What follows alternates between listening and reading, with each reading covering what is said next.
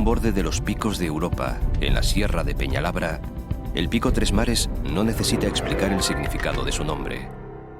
Una gota de agua o de deshielo allí caída o formada puede resbalar hacia el Cantábrico como lo hará a bordo del río Nansa, al Atlántico, conducida por el Pisuerga, o al Mediterráneo, acogida por los ríos Íjar y Ebro, si es que los dos no son la misma cosa.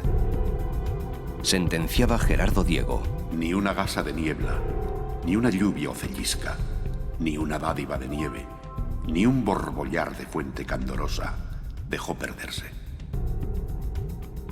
Entre las montañas, a veces de más de 2000 metros, tres imprecisas y altas llanuras reciben el nombre de Campo.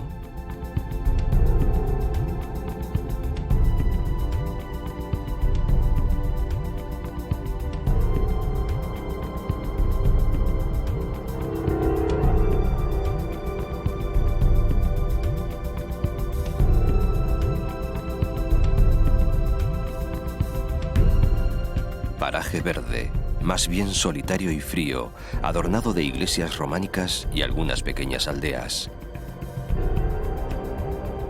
Los tiempos modernos, claro, han traído algunas novedades. En el Alto Campo, por ejemplo, se han instalado los asombrosos equipos de una estación de esquí. Aquí trabajan máquinas de todo género y aparece lo que habitualmente pide el turista de la nieve: remontes, estacionamientos, helipuerto, hoteles y albergues variados.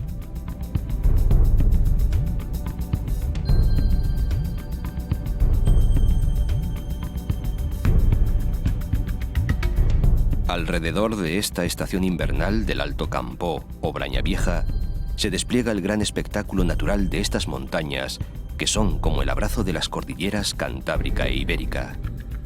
Algunas laderas están tapizadas de bosques de hayas, robles y abedules, con sus cambiantes colores, y se animan con frescos riachuelos.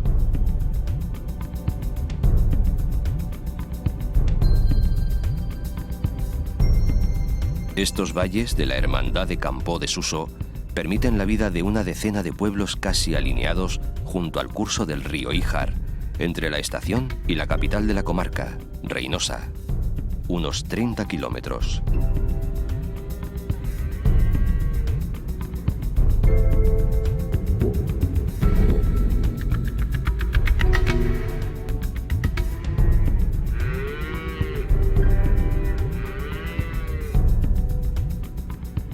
Proaño, un tanto más aislado, avisa de su existencia con una orgullosa torre que se considera la más antigua de Cantabria. Perteneció a la familia de los Ríos y debió de ser levantada en el siglo XIII. Una casa gótica vecina alberga un importante legado bibliográfico. Argüeso tiene el mismo aire medieval e incluso castillo propio, el mejor de la comarca. Suma de 2 torres unidas por lienzos de muralla. En él parece que vivió algún tiempo la madre del marqués de Santillana.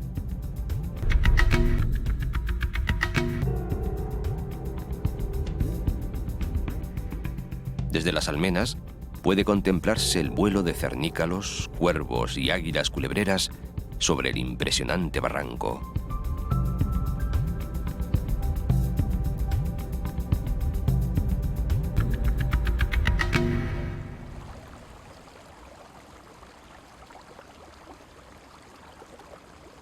En el centro del amplio valle, bien resguardado por los severos y cercanos montes, un pequeño pueblo de clara toponimia ha desconcertado a geógrafos y a la gente común.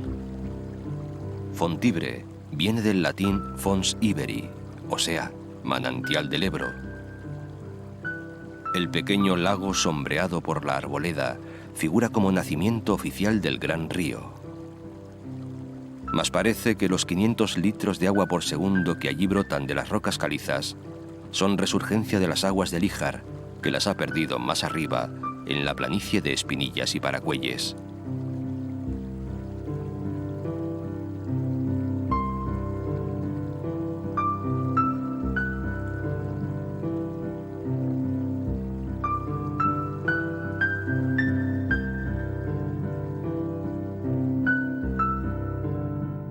Sean cuales sean los orígenes de esas jóvenes aguas, encuentran muy pronto la ciudad de Reinosa, encrucijada, vestíbulo de la montaña, puerta de la meseta, hacia donde van las aguas.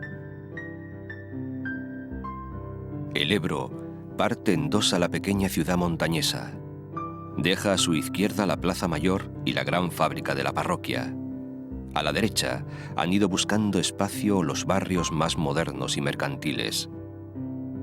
Sus famosos palacetes y casonas con escudos de nobleza, airosos púlpitos y miradores están un poco por todas partes, en calles organizadas para defenderse del frío.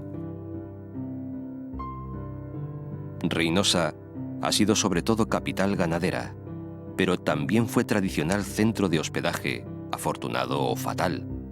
Dicen que aquí, con los fríos, curó sus males el ya achacoso Carlos V, recién desembarcado en Laredo. Paraban también en la ciudad trajinantes de la meseta con sus lanas y su trigo, camino del puerto castellano de Santander. Mucho antes habían estado las legiones romanas en su guerra contra los cántabros, y hasta los franceses de Napoleón, en fin, acamparon en Reinosa, mas para saquearla y destruirla.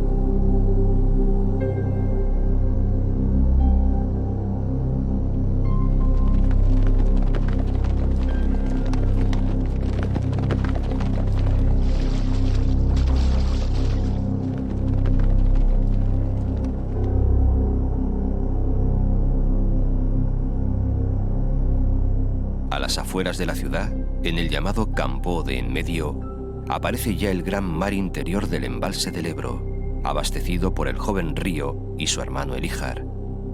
Se construyó en el año 1913 y es uno de los ejemplos de regulación estacional de un río. En este gran valle acuático que retiene más de 500.000 de metros cúbicos, se ahogaron varios pueblos y unas cuantas minas de carbón. Procura hoy gran provecho para generación eléctrica y bombeo de aguas para regadío, y da refugio a miles de aves acuáticas.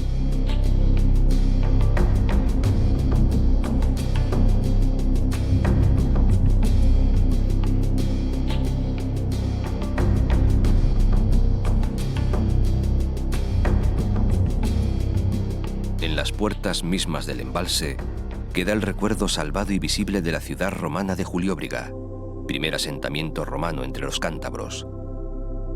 Fue dedicado a Augusto, el que finalmente logró dominarlos, y estaba en una calzada que iba de Amaya hasta el mar, quizás a Suances.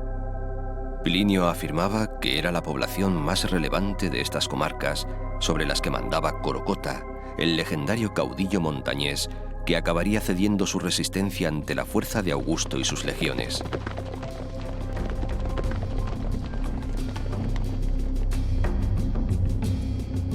Son tierras de escasa población y mucho desconocimiento, también de gran carácter y hermosura. Casi cada pueblo tiene un regalo que ofrecer. Bustamante, su gran torre, la más alta de Cantabria. Monegro, la ermita de las Nieves. Volmir, la recoleta iglesia de San Cipriano, con su airosa espadaña. Orzales, Requejo.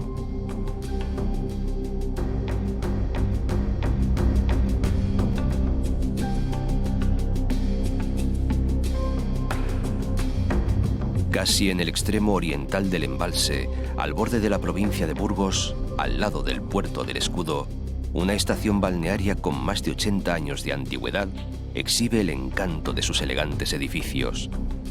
Las aguas que brotan del balneario de Corconte han tenido siempre fama de buenas curadoras de la gota, la diabetes, los males del riñón y otras enfermedades. En el costado meridional del embalse, un puñado de pueblos, tanto cántabros como burgaleses, muestran algunas heridas causadas por las aguas. Llano estuvo a punto de desaparecer y perdió por completo su ermita del Avellanal.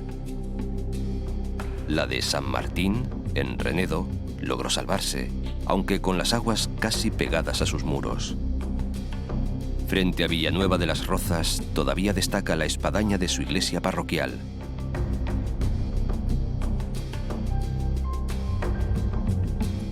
Claro que no se quedaron los tres campos sin lugares de culto y oración. Desde hace 1200 años sigue en su sitio el cenobio de Montes Claros, erigido como consecuencia de la aparición de una imagen de la Virgen en una cueva. El actual santuario fue construido sobre una iglesia rupestre.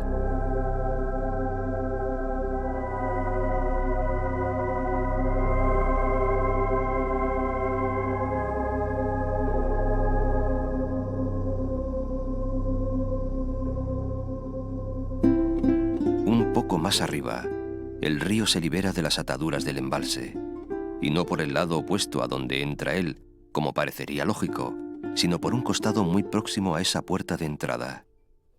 Fue allí donde construyeron la presa del gran lago artificial, apenas 35 metros de altura y muy escasa longitud.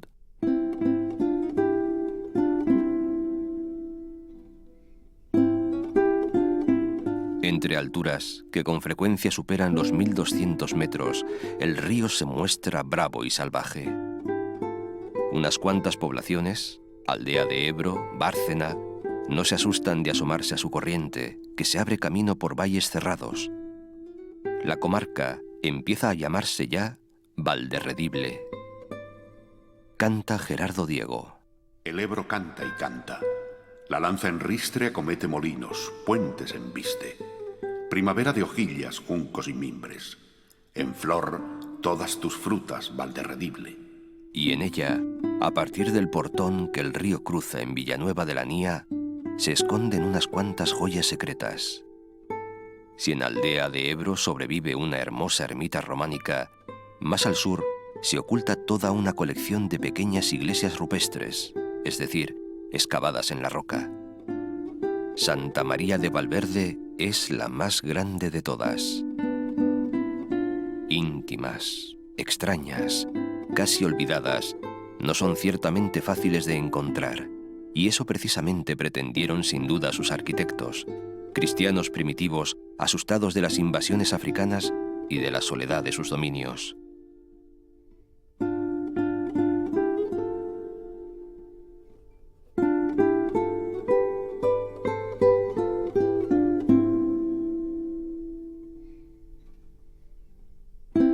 Polientes es el pueblo que con sus casonas de piedra actúa como centro histórico y vital de la zona.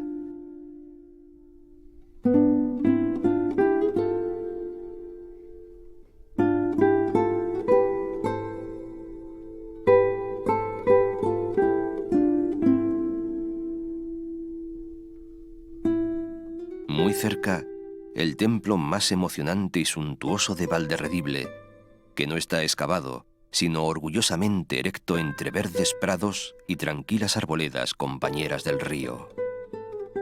Se trata de San Martín de Elines, que se levantó sobre un monasterio mozárabe que se había arruinado en el año 1102. La iglesia sucesora es descaradamente románica, muy esbelta, de una sola nave, llena de monumentales esculturas e incluso de restos de pinturas de la misma época. Su delgada torre parece un hito que fijara en la distancia la dignidad y la elegancia de este templo campestre. En flor tus nuevas niñas abriles, en flor tus capiteles, Martín de Elines.